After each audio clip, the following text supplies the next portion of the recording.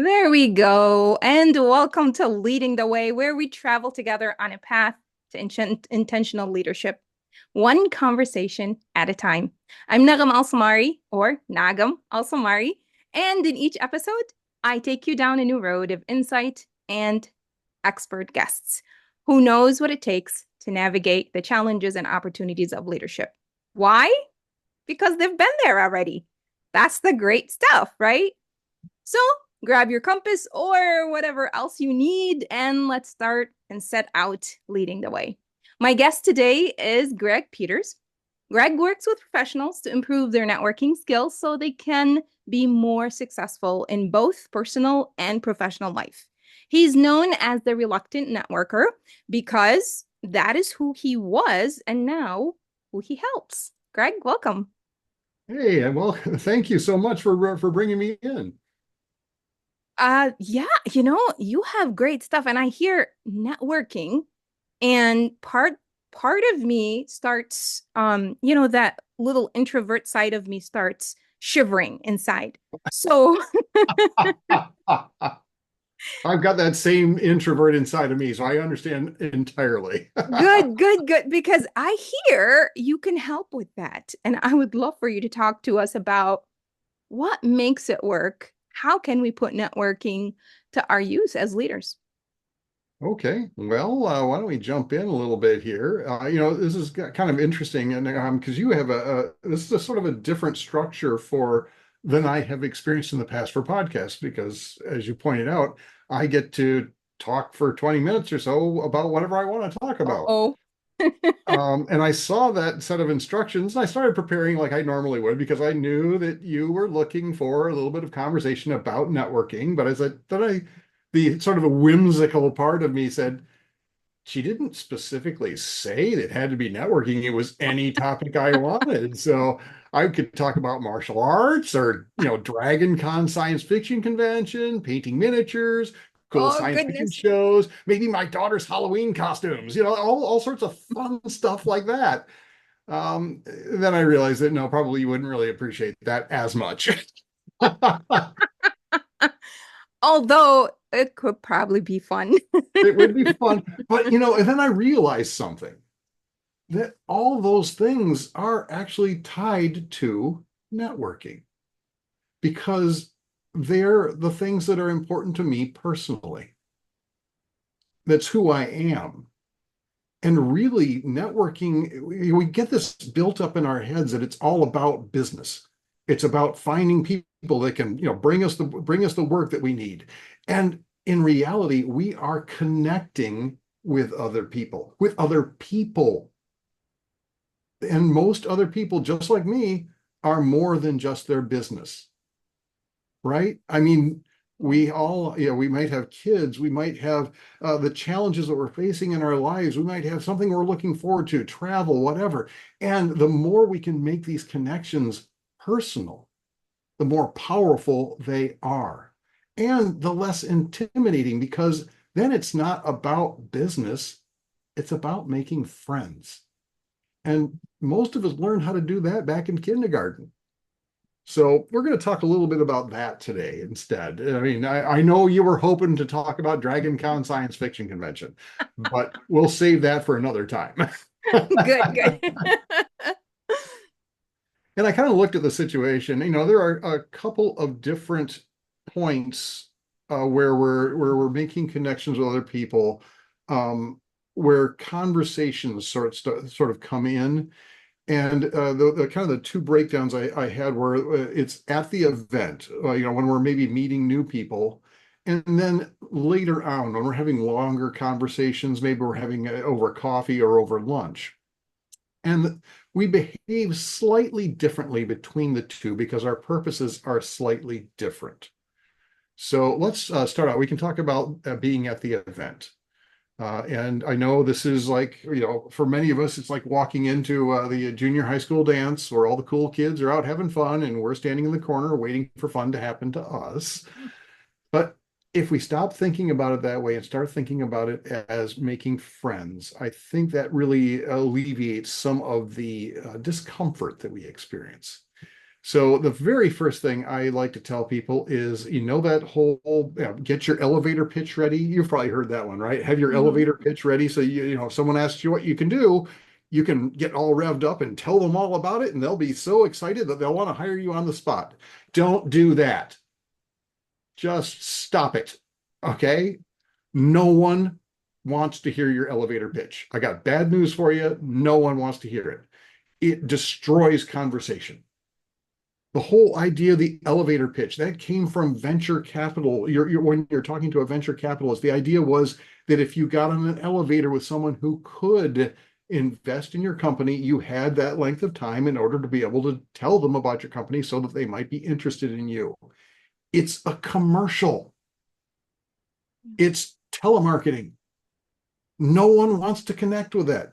I mean, like, how invested and personally connected do you feel to the average telemarketer who calls you up during the day? Don't want to answer them. Yeah, exactly. Yeah. No one wants that. And you've probably been at networking events where someone walks up to you and you say, "Oh, tell me a little bit more about what you do." And they slip into that commercial mode. It breaks the connection almost immediately. Even if you do it well, it's still a commercial. It's still artificial and it puts people off. So don't do it. If someone asks you what you do, answer in about 7 to 10 seconds. Because for the most part, they just want to get a general feel. So, if someone asks me, what do you do for a living? My response is usually, I am an author and speaker on the topic of networking for business people. That's all. I mean, they might be interested. Oh, you write books? Tell me a little bit, but that's okay if it happens. I'm not worried about it. But then I would like to turn it right around. So tell me a little bit about what you do. Because I think the most important thing when you are networking with someone for the first time, when you're kind of starting to develop those connections, is follow the 20-80 rule or the 30-70 rule, where you're talking 20 to 30% of the time and the other person's talking 70, 80% of the time, if at all possible. Because your goal here is to find out whether you like that other person well enough to continue the conversation later. And that's really what it's about. And with regards to what you're going to say, a lot of people feel a little nervous because they're not sure what they're going to talk about. And you've probably heard people's advice to, well, read the newspaper so you can bring up topics of interest that are going. Don't do that. No one wants to talk about the news. Seriously, especially right now, no one wants to talk about the news. Don't worry about what you're going to say. Worry about what you're going to ask. Be curious, be interested, be fascinated by the people around you. They are often really cool. And this is a way that we can actually turn even the conversation about work into something personal. Because you can ask them. One of my favorite questions to ask people when I find out what they do, oh, really? How long have you been doing that? Which doesn't sound like much of a conversation because, really they can answer that in what, 2 seconds and 2 words, 3 years. Okay. If they've been doing something for longer than 3 years, ask them the following question. What's changed? Most of the time, I can almost guarantee if anyone's been doing whatever they've been doing for longer than 3 years, something has changed, and they probably have fairly strong opinions about it. They can get very passionate about that. They will start talking, and you will actually get to meet the real person because they will get very invested in that conversation. Even better, though, is if you ask them about what they like to do when they're not selling widgets. Be interested in them as a person. I had a conversation with a guy one time. I was at a networking event. We chatted for a few minutes about work. He was an accountant, as I remember. And then I asked him, what do you like to do when you're not accounting? And he said, well, I like to fly kites. Wow. Okay, that's kind of cool. That's a little different. I said, really? So how long you been doing that? Oh gosh, since I was a little kid. Really? Anything changed? Yes, a lot of things have changed in kite flying. He was talking about polymer fabrics and carbon fiber lines and all this, and it was so interesting because he was so passionate about it. And that's where we really meet the real person. When they are really truly Yeah. invested in the passionate things in their lives, that's where you meet them. That's where you find out whether or not you have chemistry with them. And if you have chemistry with them, then it makes sense to continue the conversation. Um, so that's when you do the follow up. That's when you have the coffees. That's when you have the lunches. So once you get into that situation, then it's a slightly different mechanism that you're going to work with. The whole purpose of the when you meet with them for the next time, this is when you're having a longer conversation. Like you and I might have a virtual coffee, or maybe if I just happen to be over in your area, we might stop and have lunch or whatever together. But it's a longer conversation, 45 minutes to an hour. And again, people feel a little nervous. What if it gets quiet? What if don't worry about that. The whole idea of this conversation is for you to find ways to be of service to that other person. And Mhm. not just, you do not have to limit yourself to just business or just the professional world. In fact, quite often, if you can find ways to be of service in their personal lives, you will develop the connection much faster. Because let's face it, we can't always help them professionally. If they're looking for, they want to meet with, international import export firms, I don't know those. I mean, they're not within my network right now. But if they want to talk about going to Disney World on a vacation, I am there. So, the conversations, when we're looking at that longer conversation, we want to look for ways to be of service. And it doesn't have to be necessarily even big things, because it's the little things that make up the it really builds the strong connections. I mean, if you think about your best friend in the entire world, you didn't develop that friendship on the first day you met them by sending them on a cruise. Oh, wow. I'm No. assuming not anyway. Wait, If that that's the was way, really surprising. No. no. No, it's over time, right? You do little Hmm. things for each other over time, and that it cements the relationship. And that's what we're looking at. We're looking at those little ways that we can be connected. And the reason we want to do that is that we want to have excuses to be back in touch with them again. Now, I mean, you probably occasionally had someone contact you, someone you haven't talked to in a while, and they call to just check in. You ever had that? I do not like those two words. Check in. Just checking in. What is Yeah. just checking in? If you haven't heard from them in a while and they're just checking in, what does it usually mean? They're selling me something, Yeah, or they want something from you, or they right? want something. Yeah. Yeah, and so how you can't do that very often before they start screening calls, right? Yep. And you might be able to do that maybe once every 3 months, every 6 months, just check in. Um, but really, you can't do it very frequently without running into the point where they don't want to talk to you anymore. They put up a wall. But if you are always looking for ways to be of service, if every time you call them, you have the solution to a problem of theirs, how often do you think you can call them then? Yeah, very often. Like all the time, Yeah. because they know that you are a resource that's going to solve problems. So this is why those longer conversations are all about how can I be of service to them? So you're looking for ways, you're listening for ways that you can be of better service. And again, it doesn't have to be the big stuff. It can be advice on going on a vacation.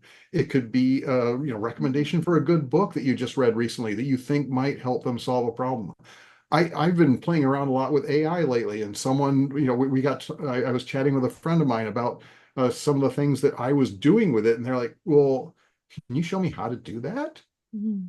And I was actually able to provide them with some of the prompts that I use, and they're like, Awesome. So, it's a little thing. It doesn't cost me anything, but it makes a big difference for them, right? Absolutely. Yeah. So, I mean, one of the things that I kind of did is I came up with a little mnemonic um, to kind of help facilitate the structure of the conversation, so I can always be listening for those opportunities to be helpful. And I think we've talked about this one before. It's the infer mnemonic. Yes, we And did. I'll tell you right now, the mnemonic, a specific one, isn't important because I've heard of, I use infer, but there's gifts, there's gains, there's homes. I one time I spoke for I did a training program for a bunch of electricians, and I came up with a brand new one. I called it wired, and I don't even remember what it stood for. It doesn't matter because the whole point is just to have a structure that you can go through so you're listening for ways to be of service. And so it's infer, INFER, and the I stands for their interests, what they like to do when they're not selling widgets. Um, as often happens, you might discover that you have a shared interest, and that's cool when it happens. But it can also happen that you don't have the same interests. All that means is you now have something you can look to connect them with. Mm. So, you might find out that they're into alpine chainsaw juggling. Well, you can let them know that the chainsaw juggling convention's coming to town if you happen to know about it. They probably already know about that, but the fact that you're telling them that tells them you care about them as a person, not as a prospect, not as someone who's going to give you stuff. You're just looking for ways to be helpful. N stands for their networks. Where do they go? What groups do they belong to? And these can be either social or professional. Um, if you discover you're part of the same group, that's a common interest already. If you belong to a group that they should belong to, maybe it's the local chamber or professional association, invite them. It's really hard for us to go to a new group, to walk into a room full of strangers. If we tell them we care enough about their success to invite them, that really makes a difference in their lives. If they belong to a group that you'd like to be a part of, ask to be invited. And I know a lot of people are like, oh, that feels pushy. Almost every group is looking for new members.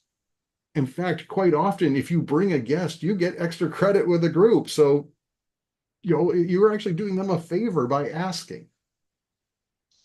All right, F is their future focus. What are their dreams? What are their goals?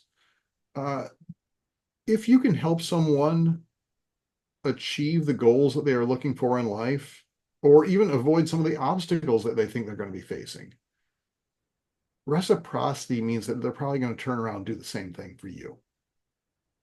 So just be curious. So tell me a little bit about what's going to be coming up for the upcoming season. Are you facing any challenges in the business right now? Just be curious about that. E is their evolution. How do they get from where they were to where they are? And this is the important part. Why? The first part is just a good story, and many people like to share their journey. But if you can get to the why, that's the personal, that's the connection. Because usually, wherever or whatever they're doing is often because there is some personal meaning to them. That's their mission in life, their underlying values and goals. If you happen to share that mission, you are automatically on the same team. All right. So, and the final ones, of course, are relationships. Who's important to them in their lives? You got to be a little careful with this one. You don't want to intrude in someone's personal life if you are, brand new. You're not asking about the challenges they're facing with their personal relationships. And believe me, I have had some people share things that they really shouldn't have shared right away. But as you build connections, it's very normal for us to start talking about our families and our Right. friends. And the best networkers I know are always looking for ways to help the family. because they know if they do that, if they can nurture the family, then they become family and they get all that benefit in return. So, like I said, this is just it's just a simple acronym. It doesn't matter exactly what it is, but the whole idea is be curious, look for ways that you can be helpful so that you have an excuse in the future to follow up with them. Say, hey, you know what? I know that you just started. In fact, I just was chatting with a entrepreneur down in Ohio. She runs this program called Glovation Circus. And it's a group of performers that hire out to corporate organizations for like events, and these are include jugglers and sword swallowers and fire breathers and all this sort of thing. Well, she's looking to move into the Michigan area, and so I connected her with MPI Michigan, the Meeting Planners International. And so making that simple connection, it doesn't take much, but it could make a big difference in her business. So that's kind of what we want to look at, though, is go deeper, find ways that we can be personally supportive of whatever they're trying to do, whether it's professional or whether it's personal. I love the making connection portion. As I said before, I have this part that always kind of shakes and shivers at the sound of word networking, but I do enjoy connecting people together. Mm. It's such a great feeling that, oh, you helped someone. And that I just going back to what you repeated this a lot, and you just planted a new definition in my head right now for networking. You said listening for ways to be of service for other people. And I I think if everyone understands networking in that way, it'll be such a relief going into networking events. Yes, unfortunately, there are those who don't always understand that. They are there literally to put you, almost literally to put you in a headlock and sell whatever it is they have to you, which is unfortunate because it makes people uncomfortable. It makes the environment less conducive to really connecting. There are techniques, though, to deal with people like that. Oh, please help. If someone starts putting you in their sales funnel, break their script. I might, Bob, this sounds really fascinating. And here's the important question. So who would really benefit by this? Ooh. Well, suddenly they're no longer selling to you. To answer the question, they have to say, oh, well, this would be good for college students or whatever. Really, who are you trying to reach out to for that? Hmm. I like that. Oh, who could I connect you to? Let me think about it. It becomes, you're suddenly interested in them as a person, and then you can start making the connection. And they realize that, oh, this is more important than me making a sale right now. And to be honest, you're almost never going to make a sale at a networking event. Most people are not there to buy something. Yeah. The best thing to do is to make the connection, because the people there might not be ready to buy, but they may know someone who is.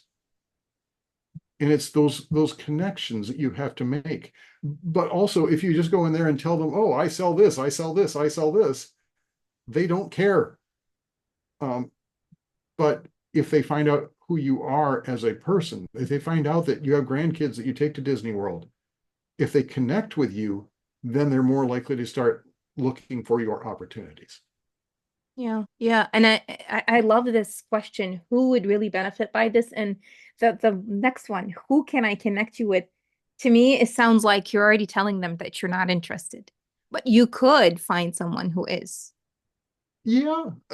Because what if they say, "Well, this could benefit you, someone like you." Well, if they want to continue going, well, tell me more about that. Tell me Hmm. more about who you think is the right target market for this. And if they say Ah, everybody, well, who do you prefer to work with? Okay. I'm sure that, Yeah. the old joke, the chiropractor can help anybody with a spine, right? Yeah. Well, that's great, but who do you Yeah. want? Who do you enjoy working with? Oh, Yeah. you like working with, executives. Oh, really? Have you looked at the, local, was it Chamber or the local chamber, or, there are a number of groups which cater specifically to yeah. executives. So Yeah. have you Yeah. have you looked at becoming an affiliate member of that group? You know what? I know a guy who runs one of the chapters. Would you like me to introduce you? Mm. So, I So mean, you're taking the pressure off of yourself and kind of still trying to help. yeah, that's Um, all I'm trying to do, is yeah. trying to help. And the funny thing is, once you break past their "I've got to sell all the time," you might actually discover that they're a real human being. Yeah. Yeah. And it's so that's the other thing too. I always feel pressured, um, in networking events or when I meet someone for the first time to buy or I'm not kidding. It's so bad.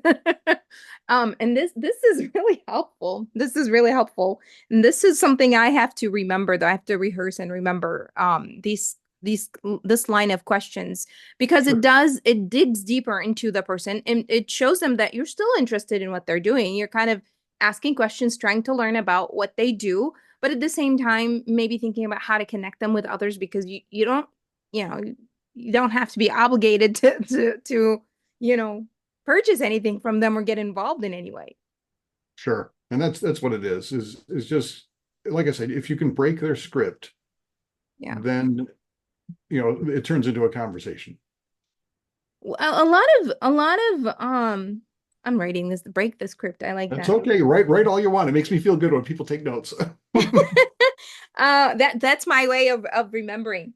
I've talked with a lot of people who they give you the advice of the opposite of what you're saying right now is know your elevator pitch, memorize it 1,000 times, go in and have it. And I honestly, one, I do not like memorizing anything. I feel like it's not natural and it feels like I'm reading off of, somewhere.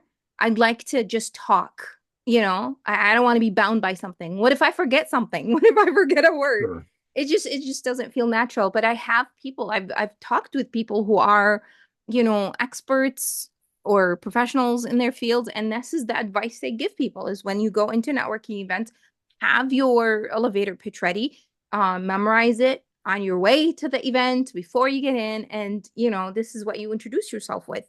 Um, and I'm so happy that you're saying don't do that.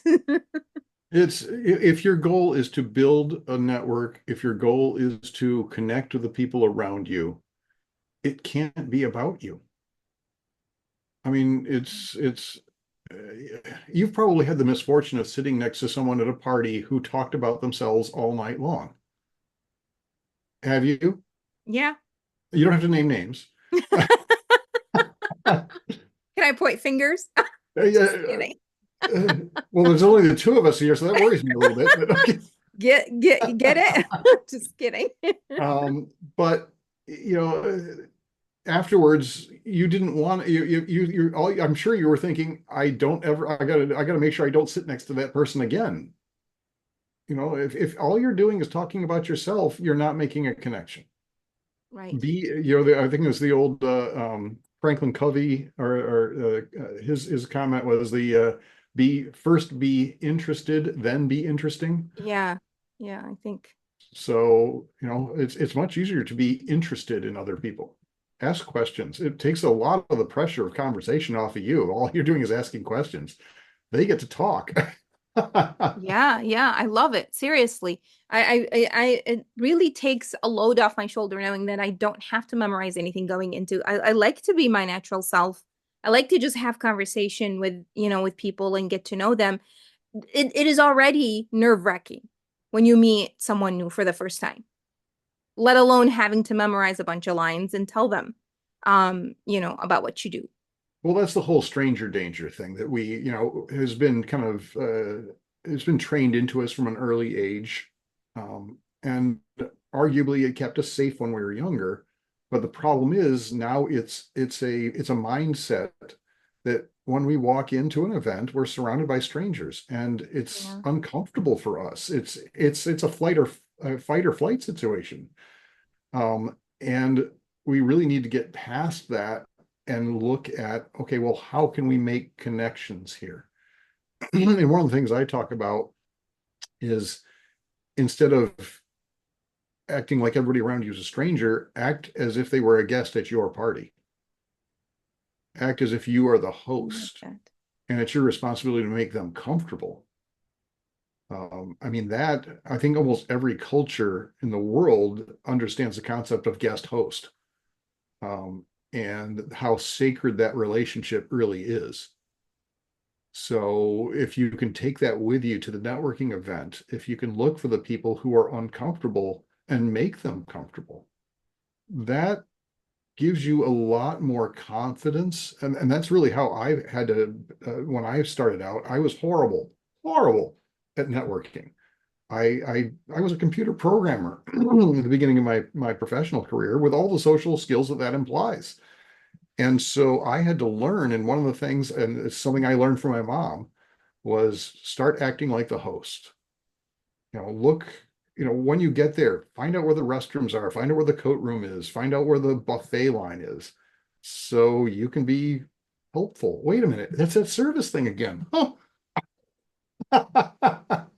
Wow. I'm curious, what disc personality style are you? Oh, with the disc, I'm a Yeah. C. I'm about as far in the corner You of are C a as you can C. possibly Okay. get. Yeah. Wow. Wow. Here's the thing. I'm an I. Okay, I'm a high I.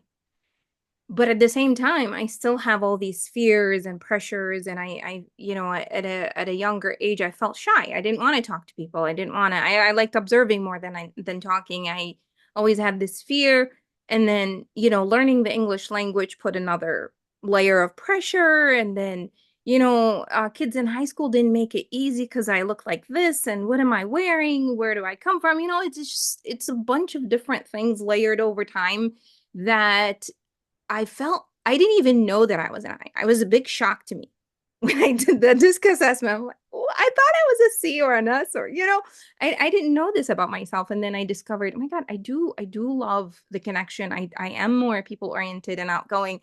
But I still have some of that some of those things in me where I go into a networking event where I don't know a bunch of people and I feel shy. But I think it's over time, and learning new things, I've been able to practice some of the things I'm learning, and I'm feeling a lot less pressure going into new situations in general.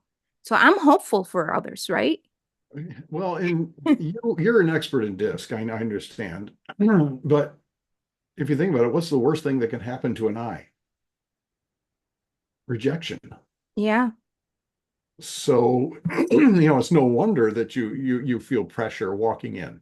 That you want to be connected to all those people, and when people put up their hands and say no, don't get away, that hurts. yeah. For me, being a high C, as it were, I just try to figure them out. My worst nightmare is being wrong. So, Oh, that sounds so much easier than than my problem. But it feels good knowing that this is something you could work on and you can improve, with new strategies or things you can try. yeah, most of networking really is. It's a skill set, and it's a learnable skill set. Yeah, There's no, in my opinion, there is no such thing as a natural networker. I mean, we connect with other people, but I mean, every personality type has its own limitations. right. If you look at D's, they're all about getting the job done, so they're very focused on, and they're the ones most likely to be putting you in a headlock and selling to you. Um, Well, Yeah. they learn that the connection is more important Yeah. and you will actually get more results if you connect first. The S's, the steady state, I mean, their biggest challenge is just, they're not doing it. I mean, they'll do things that just come along, but they're not pushing forward. They're not Yeah. trying to continually build that network. That's a challenge there too. Yeah. So yeah, I mean, but it's all, I'm an introvert. I am exhausted by crowds. But I learned to be outgoing. That's a skill set.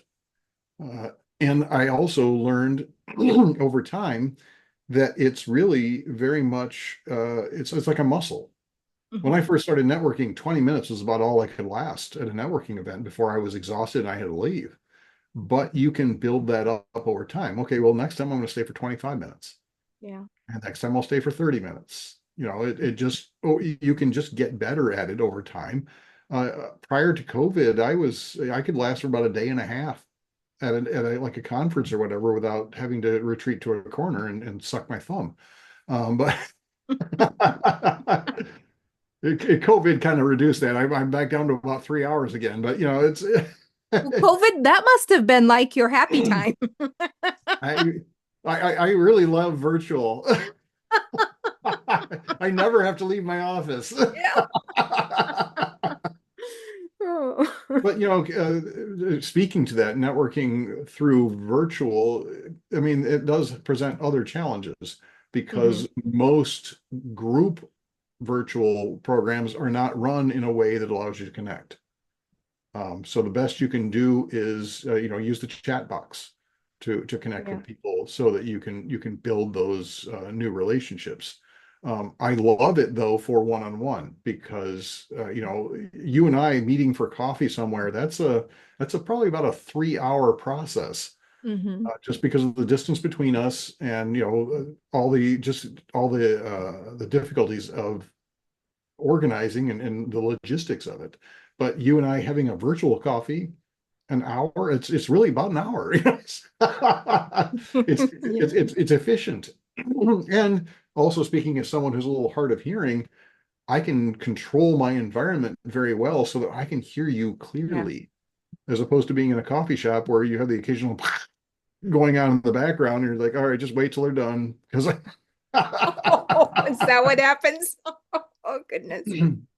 Wow. No, and I have attended online networking events and some they were run really well to in breakout rooms to give that time, but if they get too big, then unfortunately the time limit with that other person to connect gets smaller, and yes, it has its ups and downs. And back to the muscle. I honestly I want to go back to this over and over because I want to stress the the fact that you can practice things and you can learn them and you can be better at them and you can improve. And Yep. it's not something where you're just born, as a great networker or as a great leader, and then others, you're just not born this way, you've got no luck in life. That's not real. That's not true. When I first did the DISC assessment, I was a high ICD. Okay. So I had a C in there. Did you get that? Um, and yeah, and I was this is the where I get the, oh, I love to observe and learn and get things right. I still had the I in there, which was really difficult. But over time, I did the disc a couple of, I would say, a month or so ago, and the C just dropped. And the reason for this is that it didn't disappear. My love for accuracy or observation or data did not disappear. I just learn to use it in a in where it's supposed to be used, and learn to use the other abilities that I have. And the self-awareness, oh my goodness, it's really helpful. you know Yeah, um those of us who are C's have to learn that sometimes good enough is good enough. Yeah. yes, yeah. You're put in situations where you just have to make a decision. That D needs to just jump out and take over. You know what I'm saying? Yep. And that's where you need it, and that's why there's hope. I gotta ask you though, Yes, I love the idea of the host, and I heard you talk about it before, and I meant to ask you too about it, the event when when you first presented the idea. So let's say you walk into a networking event. Let's Okay, I'm say pretending I'm walking into the networking event. All right, yes, go you ahead. are. There you are. And then you are, this is a brand new place and you know absolutely nobody. Okay. Yep. You're new to this location and to the people. And they're already in their groups. People are already in twos and threes and fours and they're talking. And it's really kind of like they're in their groups. And then can you see me here and kind of envisioning this as I'm talking? I've been there before. I have walked into more than one event like this. Yeah, yeah. And then so how do you get um in one of these groups or cliques or whatever conversations? They're already in the middle of conversation. Clearly some of them know each other. Clearly they've been, they've had some longer conversations where they discovered things they have in common to discuss. How do you get in there? Wow, such a simple question that it really has a lot behind it. There's a lot of meat there. So, first of all, remember that you are in the right place. If you've done your homework ahead of time, you've picked out this location, this event, this group, because it is a place where you need to meet the people who attend this. You're not looking for one person, you're looking for people who are part of this group. Mm. Okay. So that's the first thing. If you're going in to look for a particular person, you're pretty much doomed to failure. So assume you're in a good space. Then the kind of the rule that I came up with for myself was look for the smallest group possible. Because Mm. remember, what our goal is to meet individuals and connect with them. If you try and jump into a larger group, that doesn't work. You can't connect with five people. So I always look around for the loners. I look around for the people sitting off to the side who are waiting for fun to happen. Um, Usually there's at least one or two. So it's an easy to walk over and just say hello. Uh, I gave a presentation one time to Kellogg, and one of the executives came up to me afterwards, and they said, "Yeah, I do that." And she's in fact just the other night I went to a networking event, saw a guy sitting at a table by himself. I walked over, I said hello, started chatting with him. Turned out he was the president of the local bank.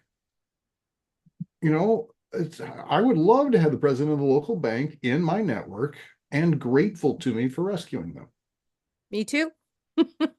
So always look for that smallest group. If there are no singletons, or the ones that are there are, their face stuck in their phone, don't interrupt. It's not Mm. necessary. Look for the next larger group. Look for two. With groups, though, you have to be kind of aware of the body language. If they are kind of shoulder to shoulder and facing the room, that's a fairly open conversation. You can literally walk up and say, "Hey, may I join you?" Mm. Um, Most people are gonna be, "Yeah, we'd love to, come on in." If they're squared off, facing each other, head on, that's probably a private conversation. So to try and force your way in is not a good way to start the connection. It's basically interrupting. So don't. And I kind of joke, if they're shoulder to shoulder facing away from the room, they're planning a bank heist, and that's really, you don't want to bother them. So if there are no doubles, then you look for threes. And again, always watching for the body language. Once you get beyond three, it's just a group. Honestly, you could stand near them and you're a part of the group. But again, the whole goal here is to make connections with individuals. So look for those small groups whenever you can. So that's sort of the direction I take. And it doesn't have to be complicated. It doesn't, I honestly think we put way too much weight on this. Yeah. Is that, oh my gosh, they're already in a group. It's okay. If they're having a private conversation, why are they in the middle of a networking event? So if the body language looks good, just walk up and say, "Hey, may I join you? I'm new here. I'd love to hear your take on what's going on. What are you expecting tonight? Is this a good sized group? Ask questions, be interested. I gotta tell you, the walking in and finding people already in a group takes me back to high school days. And You know I what don't you want can to do relive that. though? Do you know what you can do? Show up early. Hmm. Yeah. I mean, if you show up early, even just 10 minutes before opening, first of all, you can, scope out the place, get comfortable, kind of get your stuff put down. I think a lot of times we feel kind of discombobulated because we walk in and not only is everybody already in groups, but we still got our coat on, we've got our book bag or our purse, and we haven't figured out where we're sitting yet. And there's Yeah. just a lot of other stuff going on. So get there a little early. You can get your coat hung up. You can find your spot. You can put your notebook down or whatever to hold your place. Um, and then when people start coming in, gosh, you're already there. What does that kind of make you look like? The host. Yeah. It makes it a lot Like, of, hey, come, welcome. I'm so glad that you're here. I thought I was going to be all alone, but now we have someone to talk to. The other thing you can do if you show up early, you can connect with the organizer. And yours the simplest way to do that? Is there anything I can do to help? Most of the time, they've got everything under control. Don't force yourself on them. But the fact that you are willing to help tells them a lot. I remember you walked in at the cafe when we had that event. You were there first, I think, and you did just that. Wow. You do what you say. Look at How do you mean? I'm physician heal thyself, as it were. that. Wow. Yeah, okay. Look at that. Now I'm putting it all together. And how did you feel that I was willing to help? I loved it. I I mean, loved you it. didn't really have anything for me to do, but No. that's the fact that I'm willing. I was worried, honestly, that you may not be able to find the place all right, being the keynote speaker and all. That's these are the thoughts going on in my head, but I was, putting things together. And then when you walked in, it was a relief. Like, okay, my keynote speaker is here. Yep. And he asked me if he can help. That was that was great. Well, and that helps with. I mean, because sometimes they might want you to help. Yeah. But what's the worst thing they're going to they might ask you to hand out some handouts to the seats, right? Yeah. I mean, they're not going to ask you to go wash their car. I Yeah. mean, it's just normal stuff. And by showing that you want to be of service, they will remember you. And Yeah. think about this for the second. Who is probably the best connected person in the room? The organizer. Yes, there's Yeah. a good chance they know everybody there. So later on, when you walk up to them and say, you know what, I'm new here. Is there anyone I should meet? They are going to be willing to help you. Now, again, don't disturb them in the middle of their process. Right. But later on, when they're looking a little more relaxed and comfortable, I'm sure that they are be willing to introduce you around. Yeah, yeah. No, I absolutely love it. It's so natural. And I really truly like I'm for speaking about myself personally, I love helping out. And it's so normal to go and say, "Can I help you with something? Is there something I could do for you?" I mean, and that I don't know why. It sounds so simple and I haven't thought about it. It's Right? because honestly, I think we get too bound up in the idea that networking is about business. Yeah. But if we realize it's about people, act like a human being. If you showed up to somebody's house for a party and you were the first one there, what would you do? You'd offer to help, wouldn't you? Is Yeah. there Yeah. anything I can do? I mean, Yep. chances are they say, no, no, no, here, can I get you a drink or whatever? But it's natural. It's part of who we are Yeah. as social creatures. So don't weigh it down with too much baggage. Make it just a natural part of meeting people. Yeah, yeah, absolutely. And you're absolutely right. I think that's pretty much for speaking for myself and a lot of people I've met, I think that's what we do is we put too much, and I think we take the word work and network and we focus on that. And that's the problem. But if it's a if we think about it as a going into somebody, maybe we're going to meet friends, you know, or make new friends, or it just doesn't feel this stressful event. Well, and it sometimes feels artificial, but honestly, if you think about it, anytime we're interacting with other human beings, it is a networking opportunity. Yeah. I mean, it has all the hallmarks. I wrote an article one time where I compared the specific traits of a child's play date with going to a networking event, and things match up remarkably well. You're going to be Wow. about around a bunch of potential friends. You have a central activity. You might have a snack. It's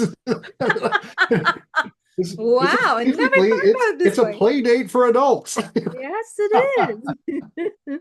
One thing and I, you tell me what you think of that. One thing I do is if I'm going to an event and I usually look up the event or the organizer, the presenter on LinkedIn, to kind of get a background, an idea of where I'm going, who I'm going to meet. And I usually connect. If it's possible, I connect. I send a message and say, "Hey, looking forward to meeting you at this such and such." And I do this in advance. I don't do it the day before, or I do it, give myself time because I want to see who I'm meeting ahead of time, and kind of start the connection process, even if it were virtual. And it sometimes helps, you see somebody in person, and if I can match the image they have on LinkedIn to their actual person, it helps. Hey, good to meet you in person.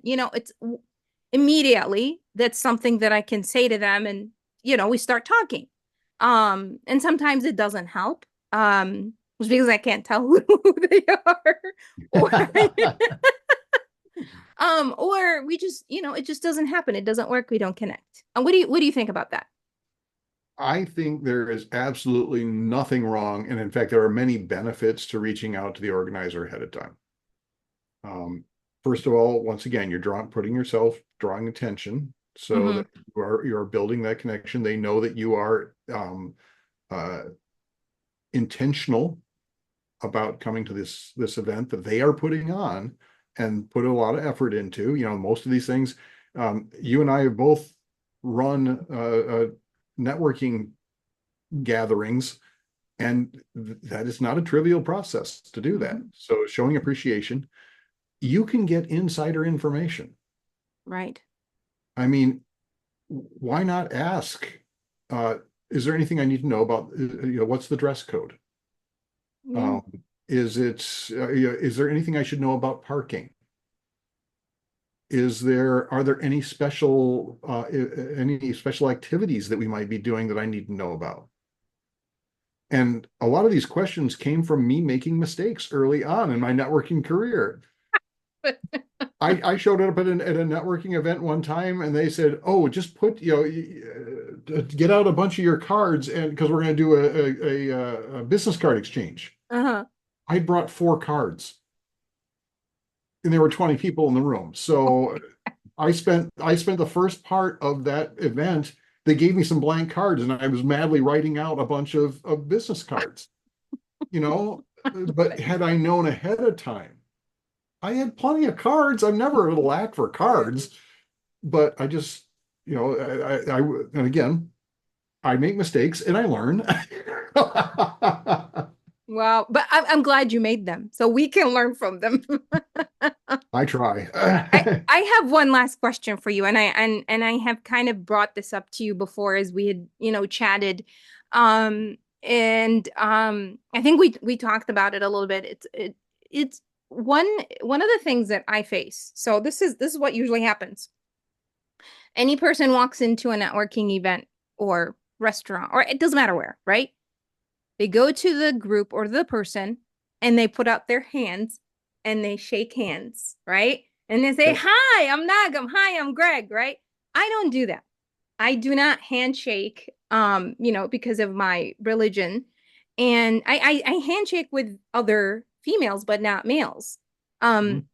but this is the biggest issue I have seen in the people that I'm introducing myself to, or they're introducing themselves to me, and they're putting out their hands, and I go like this. Hi, nice meeting you. It's a pleasure meeting. And I do this, and I say it with heart, but their hand is still out there, you know?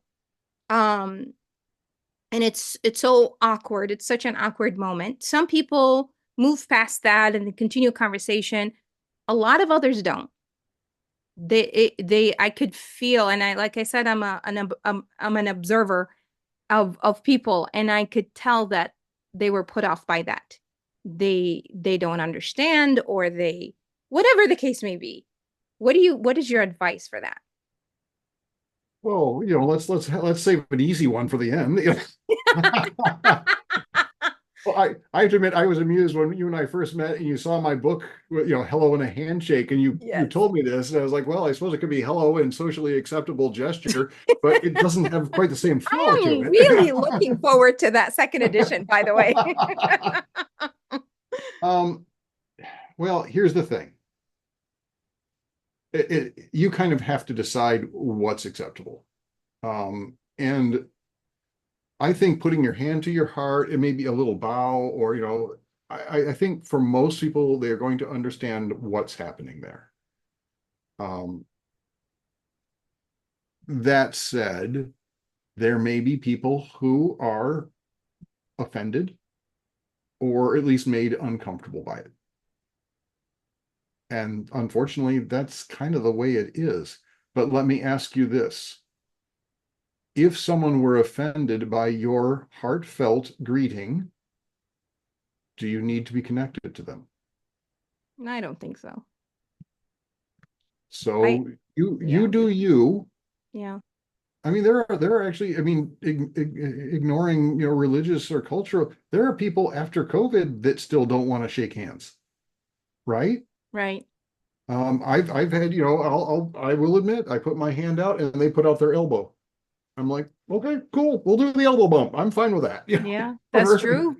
That so is so it's true. a matter of, the person you're greeting, if they are if they're ready to connect with you and accept you as a full person of who you are, that's a personal connection, then great. If they aren't, then they're probably not someone you need in your network.